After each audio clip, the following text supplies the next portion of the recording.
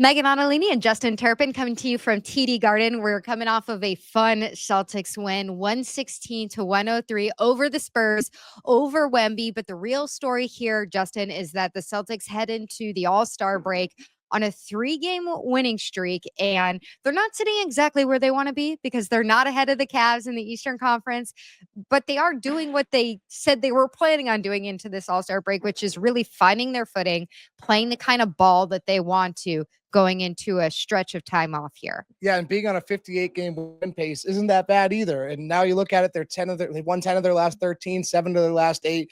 They stuck to their word, came out today and entered the All-Star break on a high note. And it's starting to look like the team that everyone expected to see coming to this offseason. Obviously, it's been a little bit different with all the inconsistencies over that 8-week span that we saw, but now they're returning back to form. And I think a lot of people left here happy tonight. Yeah, I feel like people who are following this team just from I don't want to say casual because that like carries such bad connotation, but you know what I mean, checking in and out, waiting for the playoffs, know about the Celtics inconsistencies, and they really started around New Year's. And since then, had guys in and out of the lineups.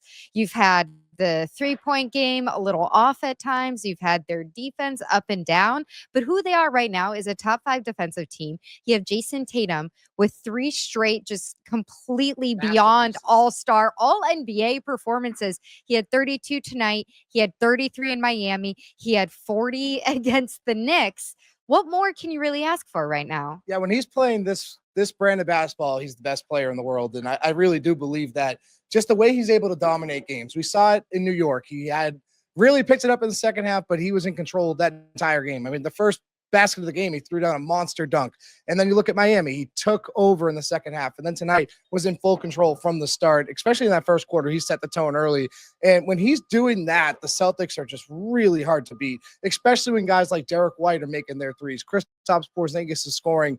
This is what makes this team so good when everyone's clicking like this. And it seems obvious, but it's something they haven't been doing over 8 weeks. So this is really encouraging. Absolutely. And I mentioned that they are a top 5 defensive team, but you had this particular stat where we were sitting in the press box and you were so excited about this. You were like, I cannot wait to ask Mazzulla about this post game. You did. Walk us through it, his response, and what do you think it means to you for the Celtics? Yeah, so one of Joe Mazzulla's favorite benchmarks is 25 points, and they're looking at that from a defensive perspective. So if you're allowing fewer than 25 points, then it was a good defensive quarter. And obviously you're on pace for allowing less than 100, which almost assumes you win a game every time you do that. So Joe Mazzulla really watches that number. And over the last 3 games, they've done that in 7 of the 12 quarters, which is pretty damn good. And it all starts with defense for this team.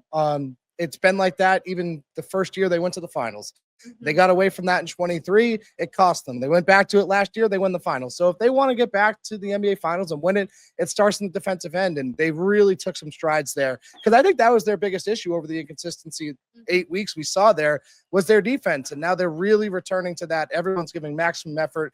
And they're just like Joe Mazzulla says, they're doing the things that lead to winning. And that is controlling those margins and playing good defense. And that's encouraging. Absolutely. And they did that tonight without Drew Holiday and Jaylen Brown. And so 2 of their best defenders. So hopefully they get them back after the All-Star break. As you can see, TD Garden is breaking down for the 4 Nations tournament next week. We will be back next Sunday. So not this coming Sunday, the Sunday after that for the Celtics-Knicks game. In that time between, we'll have some fun content on weei.com for all your NBA coverage, but we'll definitely be coming back to you on YouTube after that game.